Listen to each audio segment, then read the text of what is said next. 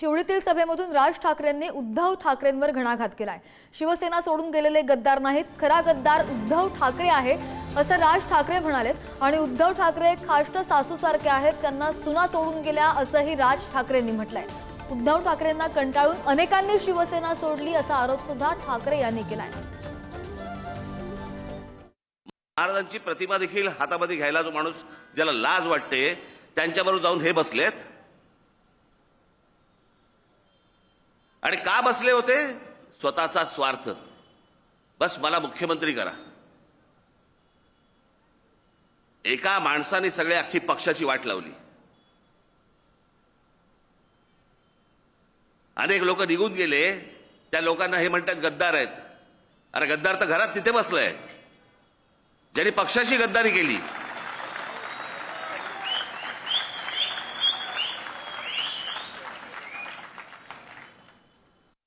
म्हणतात काय हल्लीच्या मुली घरात आले ना की नुसते आपले फक्त त्या घर फोडायचंच काम करतात।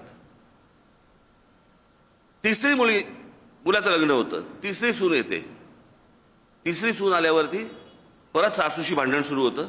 तिसरा मुलगा म्हणतो मला आता घर सोडून जायचं, मी तिसरा मुलगाही घर सोडून जातो। तेव्हा लोक बोलायला लागतात काहीतरी सासूत प्रॉब्लेम आहे। कळलं का? तसं ही जी शिवसेनेची सासू बसली आहे ना आतमध्ये, तिथे तिचा प्रॉब्लेम आहे।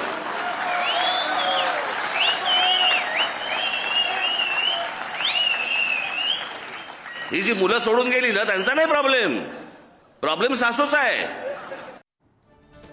दरम्यान राज ठाकरेंनी केलेल्या या टीकेला आदित्य ठाकरेंनी प्रत्युत्तर दिलंय। काय म्हणाले पाहूया।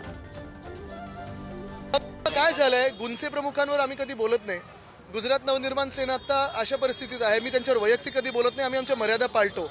आमच्यावर अनेक वर्ष 20 वर्ष घाणेरडी टीका केली। मग अगदी उद्धव साहेबांच्या शस्त्रक्रियेपासून आम्ही आजोबांना काय खायला द्यायचं पासून सगळं काही त्यांनी काढण्याचा प्रयत्न केला, पण आम्ही त्यांच्यावर बोलत नाही। आम्ही आमची मर्यादा पाळतो, आमच्यावर संस्कार असे आहेत। पण एक आहे, मनसेची परिस्थिती आता अशी आहे की मनसे म्हणजे महाराष्ट्र नवनिर्माण सेनेनी गुंसे झाली आहे। ज्या मनसेनी मोदी साहेबांना पाठिंबा दिला, ज्या मोदी साहेबांच्या भाजपांनी 5 लाख नोकऱ्या इकडच्या मराठी माणसांच्या गुजरातला नेल्या, ज्या मोदी साहेबांनी उद्योगधंदे गुजरातला नेले, त्यांना बिनशर्त पाठिंबा दिला आणि हे करून महायुतीत स्थानच नाही मिळालं।